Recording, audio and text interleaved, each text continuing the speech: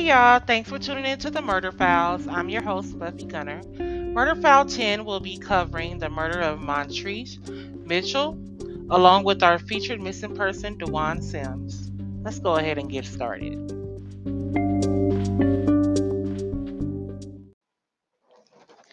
Thanks for joining me again for another episode.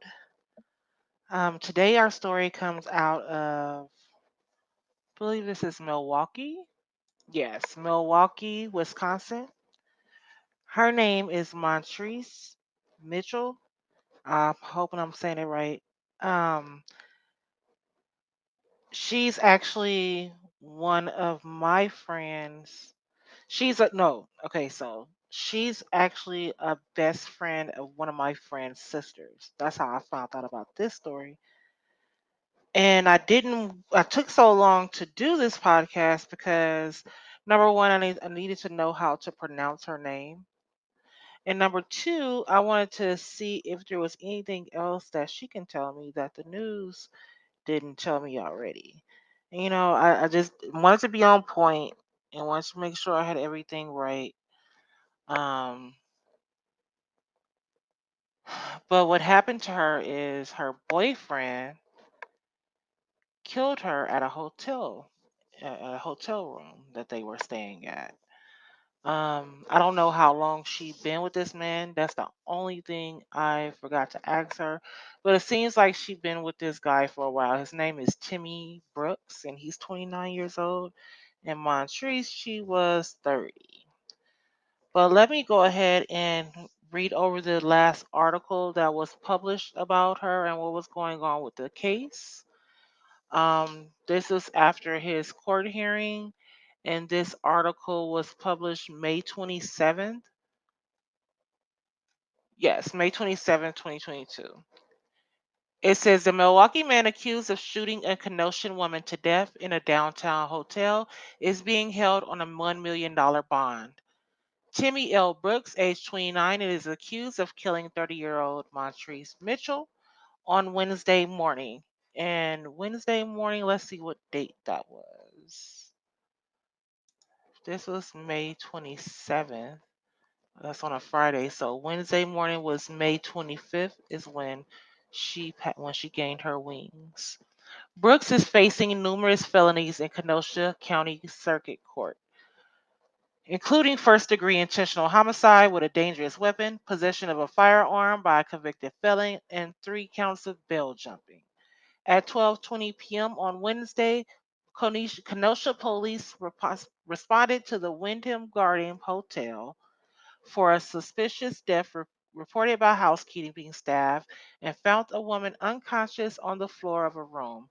Upon arrival, officers entered a room that was rented to Brooks and found a woman laying on her right side near the window and air conditioner with blood coming from her mouth in the rear of her head. Four 22 caliber shells were reportedly discovered in the room. Emergency responders with the Kenosha Fire Department arrived and advised that the woman was pulseless and not breathing. The woman was identified as Mitchell by her driver's license, according to the complaint, and pronounced dead at 2:33 p.m. on Wednesday. Investigators later observed security footage from the hotel recorded on a continuous loop Tuesday evening, which reportedly showed Brooks and Mitchell into a room. On Wednesday morning, the footage reportedly showed Brooks exit the room and walk back and forth in the hallway before leaving the hotel. Investigators also spoke to hotel guests staying in the nearby rooms who reportedly were awakened by what they believed to be were gunshots. Brooks turned himself in to the Milwaukee Police Department later Wednesday, and he acknowledged that he did occupy a room at the Hotel on May 24th, 2022, and that Miss Mitchell later joined him there, according to the complaint. Video of what it appears to be Brooks turning himself in was widely shared on TikTok. I actually saw that video on Facebook. It was sent to me as well. Brooks reportedly told police that he was awakened by Mitchell earlier that day and she started arguing with him. In response to that argument, the defendant became upset and grew tired of her arguing with him, So he picked up a gun and shot her in the back of the head, according to the complaint. That was some bitch ass made shit right there. Like, how you just gonna. Never mind. Let me go ahead. Brooks then reportedly fired two additional shots into Mitchell while she was on the ground. Brooks reportedly told police she died instantly and also admitted to fleeing the hotel in Mitchell's vehicle. An autopsy on Mitchell performed by the Milwaukee County Medical Examiner's Office on Thursday, discovered three gunshot wounds on Mitchell, and the coroner determined she died from the injuries. Assistant District Attorney Dan Tabasco said Thursday, "This is a very serious and frankly, it's a tragic case." Mr. Brooks stands before the court today. He's accused of murdering Miss Mitchell in what was frankly a very heinous manner, Tabasco said. Miss Mitchell was a very young individual. She was in her 30s. She had many, many years in our community ahead of her. Due to Mr. Brooks' callous action, she's now taken from this world. Her family now has to hear that. Her children have to hear that. Her friends have to hear that as well. Tabasco said the incident all started over an argument in a hotel room about information that was on Mr. Brooks' telephone. Brooks was represented Friday by attorney Christopher Bubbs. Brooks, a convicted felon since 2019, was out on bond for three separate cases when he allegedly killed Mitchell. Brooks was out on a $1,000 cash bond for two counts of misdemeanor resisting or obstructing an officer and misdemeanor bail jumping, along with one count of felony bail jumping filed March 15th. He posted the $1,000 cash bond on March 22nd, according to court records. He was also out on bond for another case involving a felony charge hit and run involving injury and misdemeanor bail jumping filed February 9th. He posted a $1,000 bail bond for that on February 14th. On February 3rd, Brooks also posted a $1,000 cash bond for misdemeanor counts of resisting and or obstructing an officer and domestic abuse. An intake court Friday, many of Mitchell's friends and family filled the gallery and expressed outrage against Brooks. Throughout his court appearance, Brooks smirked and attempted to make eye contact with the members of Mitchell's family seated behind him in the gallery. Brooks also made numerous verbal interruptions. Mitchell's father, Monroe Mitchell, spoke before the court. "I'm dealing with shock and disbelief about this horrendous crime that Mr. Brooks has committed," he said. "She just turned 30 on April 12th. For her to lose her life at such a young age over something is crazy. I'm somewhat lost for words. My family's upset. I'm upset." Mitchell asked that a $5 million bond be imposed on Brooks. The victim's brother, Charmaine Harris, said Brooks doesn't deserve a chance at bond, nor should he ever see the light of day. Ultimately, Court Commissioner Lauren Keating imposed a $1 million bond and said Brooks faces decades to life in prison if convicted. This court does believe that a very, very significant cash bail is necessary to ensure the appearance of Mr. Brooks, Keating said. A preliminary hearing was set for June 3rd. I looked everywhere in the news for the hearing information for June 3rd, but I didn't find anything. They didn't update the case in any of their local news. So I guess I'll just see what goes on next. But ladies, is and men, because you guys are sometimes involved in domestic violence situations as well. Don't stay, just leave. I understand that leaving is hard. I do, because I've been in a domestic violence situation myself. But I'm telling you, there's literally two choices: to stay and die, or to get away and have a better chance at living.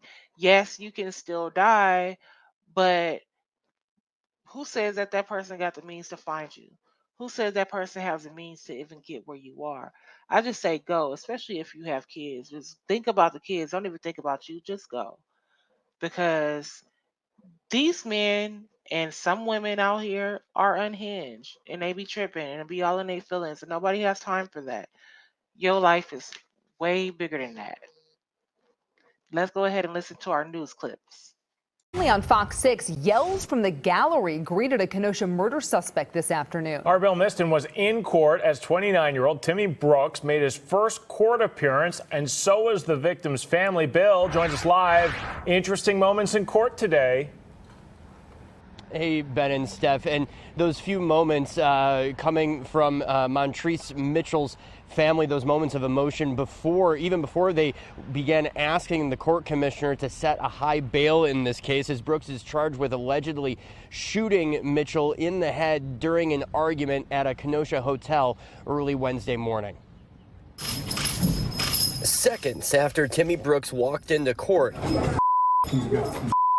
we're going to have to deal with this here. Emotions erupted from some in the packed gallery filled with family of Montreach Mitchell. You're going to have people removed then. Brooks was removed, and deputies settled things down after pleas from Mitchell's father. I'm somewhat lost for words. My family's upset. I'm upset. We can't even grieve without a lot of the nonsense that's going on. And how his family ended up here. She just turned 30 April 12th. For her to lose her life at such a young age, over something this crazy. Wednesday afternoon, a housekeeper at the Wyndham Garden Hotel opened a room to find a woman on the ground. She wasn't moving. She was dead. That woman, the 30-year-old Mitchell. Court documents say she was shot 3 times. The room, rented by Brooks less than 24 hours earlier. This incident all started over an argument in a hotel room about information that was on Mr. Brooks's telephone. And when he tired of the argument, prosecutors say he pulled out a gun and shot Mitchell in the back of the head. This was a calculated, it was callous, and frankly, it was an intentional act as well. Brooks turned himself in to Milwaukee police on Wednesday. He doesn't deserve a chance at bond, nor should he ever see the light of day. A court commissioner set Brooks' bond at $1 million. He was out on bond in 3 felony cases at the time. He also has a prior felony conviction. Now, Brooks is due back in court early next month for a preliminary hearing. Family of Mitchell had actually set up a GoFundMe recently as Mitchell was displaced because of a house fire. That GoFundMe now being used to support her family following her death. Family also intends to have a vigil here in Kenosha tomorrow night. Reporting live in Kenosha, Bill Miston, Fox 6 News. We'll keep following this case. Bill, thanks.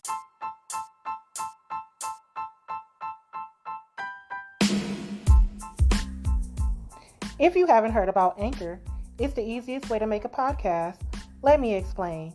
It's free. There's creation tools that allow you to record and edit your podcast right from your phone or computer. Anchor will distribute your podcast for you so it can be heard on Spotify, Apple Podcasts, and many more. You can make money from your podcast with no minimum listenership. It's everything you need to make a podcast all in one place. Download the free Anchor app today or go to anchor.fm to get started.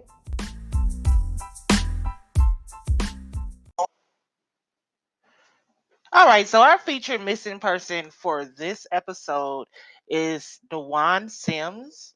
He went missing from Livonia, Michigan, and he's been missing for almost 30 years now. Let me just go ahead and start with the story, because this story is, to me, it was like a cut and dry case, but whatever. Here's the story. So, the Wonderland Mall in Livonia, Michigan was crowded with shoppers on the afternoon of Sunday, December 11th, 1994. There were Christmas displays throughout the mall, and people were in a festive mood as they wandered throughout the mall's 80 different stores. The atmosphere changed around 4 p.m. when an announcement that security was trying to locate a lost child was heard. 4-year-old Dewan Sims had wandered away from his mother, Dewana Harris, and no one had been able to find him. As the crowd of shoppers began to leave the mall, police arrived to conduct a search of the property. The search for Dewan would end up being one of the largest and longest the state of Michigan has ever seen. Dewan, he was a typical little boy, energetic and full of life.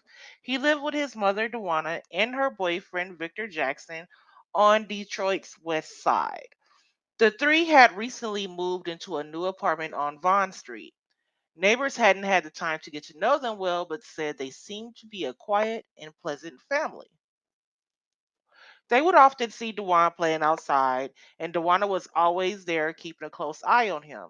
She worked at a telemarketing company during the week and had enrolled Dewan in nearby Sunnybrook Daycare Nursery so he could be around other children his age. The weekend had been fairly routine until Dewan went missing. Dewana and one of her cousins had spent Saturday afternoon getting her hair done, and Dewana brought her son with her to the beauty salon. She stopped by a fast food restaurant to get him some lunch on the way there, and Dewan ate his cheeseburger and watched cartoons while his mother talked with her cousin and the hairdresser. Dewana and Victor had plans to go out that night, so Dewan had spent the night at the home of a family friend. Now, Dewan woke up around 10 a.m. on Sunday, gathered some laundry before she picked up Dewan from her friend's house. The little boy had been up for hours playing basketball and telling his mother's friends all about the Power Rangers figure he wanted to buy when he went to the mall with his mother that afternoon. He had been thrilled to see his mother and rushed to put his shoes on so he could run out to her car. They stopped by the laundry mat first, and Dewan watched cartoons while Dewana did 5 loads of laundry. They loaded up the car with the clean laundry, stopped by her mother's house to pick up a vacuum cleaner, and took everything back to their apartment. Dewana later told the police that she had plans to go to the mall but made a spur of the moment decision after taking the laundry home. She was initially going to leave Dewan home with her boyfriend, but he was taking a nap when they arrived at the apartment, so she figured he wouldn't want to be bothered with babysitting. So she took Dewan to the Wonderland Mall with her. According to Dewan's babysitter, however, Dewan had mentioned that morning that his mother was taking him shopping, so it's unclear when the actual decision was made. The drive from the apartment to the mall took about a half hour, and Dewana told police she arrived sometime around 1:45 p.m. and she and Dewan parked and entered the mall through Target. She had initially planned to do some shopping in Target, but said that it was too crowded, so she decided to go into the mall instead. Once inside the mall, she and Dewan had paused briefly outside of a toy store. Dewan wanted to go into the toy store to look at Power Rangers, but Dewana wouldn't let him. She then walked past the perfume store and a clothing store before realizing that Dewan was no longer with her. Dewana searched around the mall on her own for 2 hours before she decided to alert mall security that her child was missing. She went up to the first person she saw who had a radio, assuming they were a part of the security team. The woman she approached was actually a cleaning lady, but she used her radio to call the security office at 4 o'clock p.m. and informed them that there was a lost child. Members of the mall security team responded immediately and began searching the area, but found no trace of Dewan. After alerting security, Dewana mentioned that her mother worked part time at Lady Foot Locker, so she checked to see if Dewan had gone to visit his grandmother. He wasn't there, and Beverly Harris was shocked to learn that he was missing for more than 2 hours, and she was just now being told about it. She left work and joined the search. After searching the entire mall without locating Dewan, a member of the mall security team decided to call the Livonia Police Department. They conducted another search of the entire mall, including the basement and other areas usually not accessible to customers. They found nothing to indicate that Dewan was still in the mall and worried that he might have wandered outside and gotten lost or been abducted. They continued searching the area around the mall throughout the night but found nothing. On Monday, several other agencies joined the search for Dewan.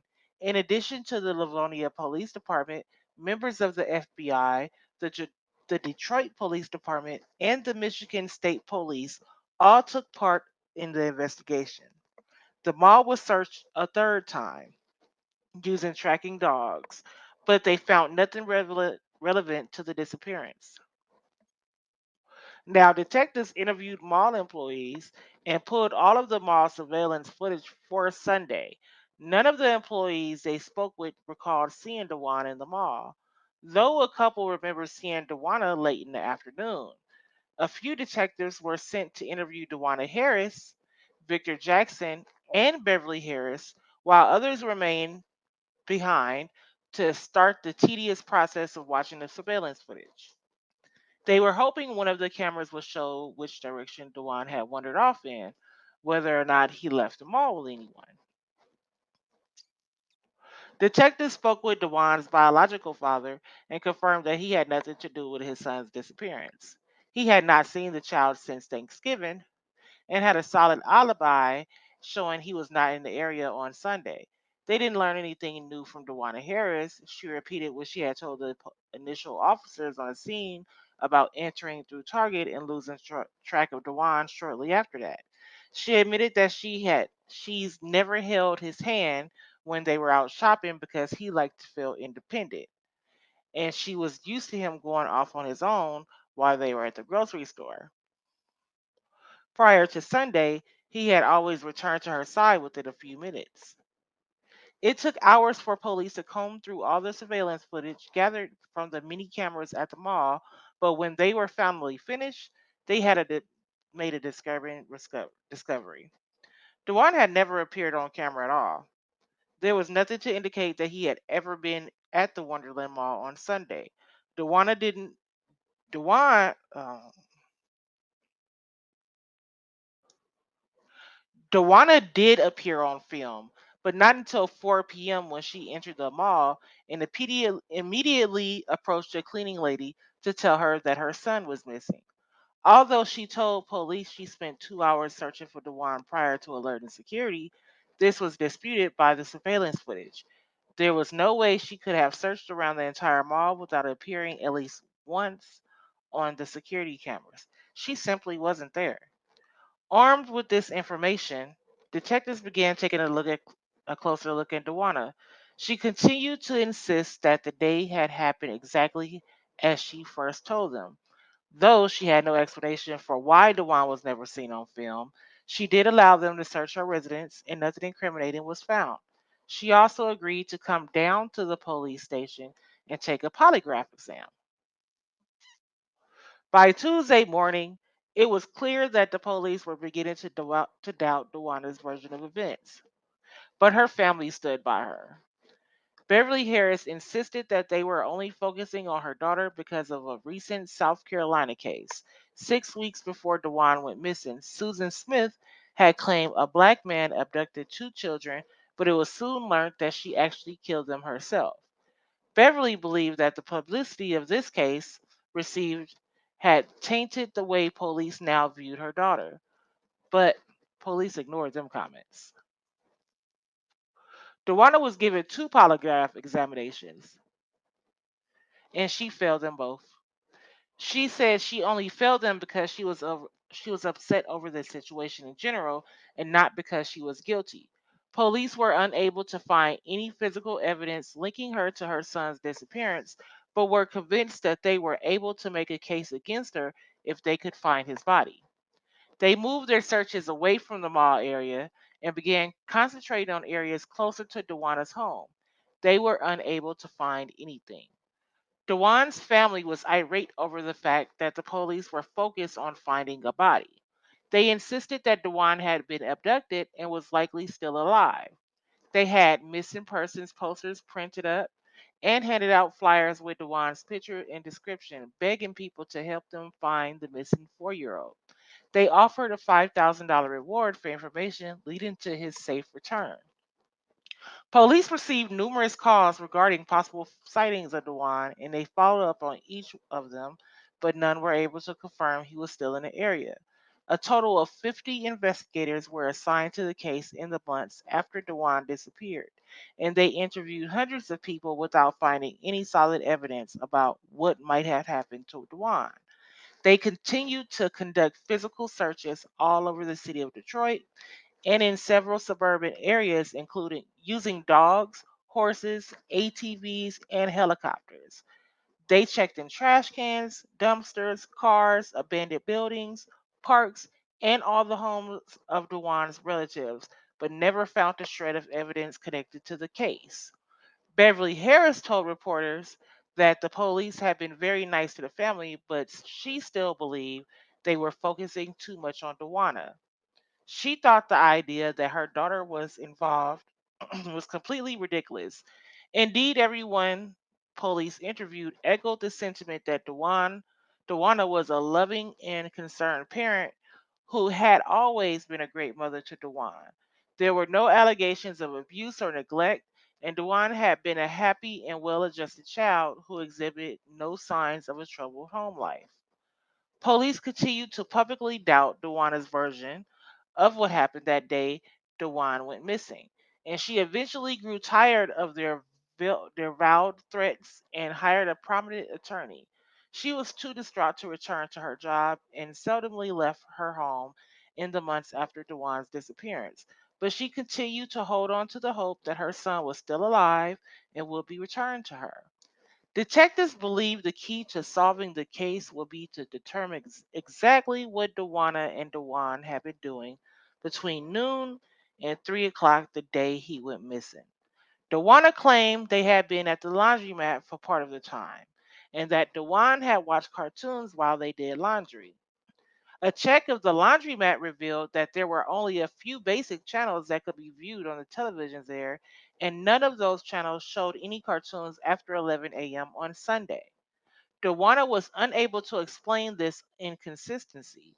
She also said, excuse me, she also said she stopped by her mother's home around 1 p.m., but no one was there. No one that was there recalled seeing her or Dewan that day. Police asked for any witnesses who might have seen Dewana or Dewan on Sunday to contact them, but were unable to locate anyone who could fill the blanks in at the, for the timeline. Eventually, the case went cold. Dewana stopped cooperating with investigators, and they were unable to find any evidence linking her to Dewan's disappearance. They never found any sort of crime scene and admitted that there was a possibility that Dewan was still alive, but they had no idea where to find him. Beverly Harris quit her part time job at the Wonderland Mall, unable to return to the place where her grandson was last seen. The mall itself was torn down in 2003. Over the years, investigators have continued to sporadically look at Dewan's case, but they have never been able to determine what happened to him. They investigated more than 1,200 potential leads, but none of them led to the missing boy. His picture was included in a mailing sent to nearly 60 million homes in the United States, and a few people called in with new leads, but all led to dead ends. In 2009, a man came forward claiming he could be possibly Dewan and agreed to submit a DNA test to prove it. Dewana spoke with the man while they were waiting for the results, but he didn't have the same birthmark her son had, and she didn't believe it was Dewan. The results of the DNA provided that she was correct. Dewan was still missing. On December 10th, 2020, Dewana Harris died of a heart attack at her home in North Carolina. She continued to maintain her innocence over the years and never stopped searching for her son, according to police. Dewan's case is still actively being investigated by cold case detectives, and they still believe they will one day get the answers they finally need to solve the case. Dewan Sims was 4 years old when he went missing in 1994. He has black hair and brown eyes, and at the time of his disappearance, he was 3 feet tall and weighed 50 pounds. He was last seen wearing a blue winter jacket with a multicolored hood, a yellow, blue, and green windbreaker, dark blue sweatpants, and white Fila Snickers. If you have any information about Dewan's disappearance, please contact the Livonia Police Department at 323-421 1920. I hope one day that we can find out what happened to Dewan Sims, but In my opinion, and I'm going to leave it very simple, I think what happened to DeJuan Sims um, died along with his mother, DeWanna. She knows exactly what happened to her son. I'm very sure of it. Well, I hope you guys enjoyed this podcast today, and I will be seeing you later. Stay tuned for our outro.